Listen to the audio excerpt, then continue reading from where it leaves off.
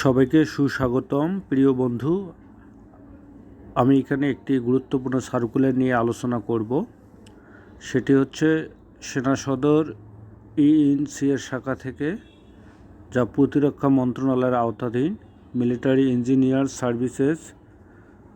এখানে দুইটি গুরুত্বপূর্ণ পদ রয়েছে। একটি হচ্ছে উপসহকারী প্রকৌশলী, 128 জন নেবেন। চাকরিটি হচ্ছে 10ম গ্রেডের চাকরি। এর যোগ্যতা চাওয়া হয়েছে কোনো স্বীকৃত প্রতিষ্ঠান হতে 4 বছর মেয়াদি সিভিল ইঞ্জিনিয়ারিং বিষয়ে ডিপ্লোমা থাকতে হবে।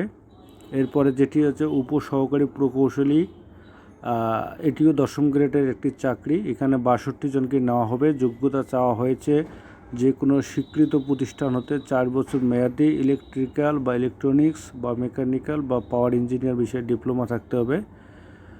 আর এখানে বলা আছে আবেদন পূরণ এবং পরীক্ষা অংশগ্রহণের ক্ষেত্রে নিম্নবর্ণিত শর্তাবলী আপনারা এসব দেখে নেবেন। অবশ্যই কেউ যদি অন্য প্রতিষ্ঠানে থেকে থাকেন সেখানে অনাপত্তি পত্র নিতে হবে। আবেদন পূরণ সংক্রান্তি নির্দেশনাবলী এখানে বলা আছে। আবেদন এটি শুরু হয়েছে 17 নভেম্বর থেকে, শেষ হবে 8 ডিসেম্বর 2024। উক্ত সময়সীমার মধ্য থেকে আপনাকে আবেদন করতে হবে এবং 72 ঘন্টার মধ্যে আপনাকে টাকা পেমেন্ট করতে হবে। এখানে বলা হয়েছে পরীক্ষার ফি আপনার সর্বসাকুল্যে 558 টাকা এখানে জমা দিতে হবে।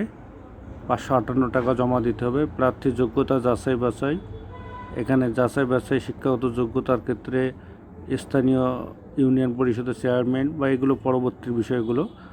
এই হচ্ছে আজকে এই গুরুত্বপূর্ণ সার্কুলার নিয়ে আলোচনা। সবার জন্য শুভকামনা।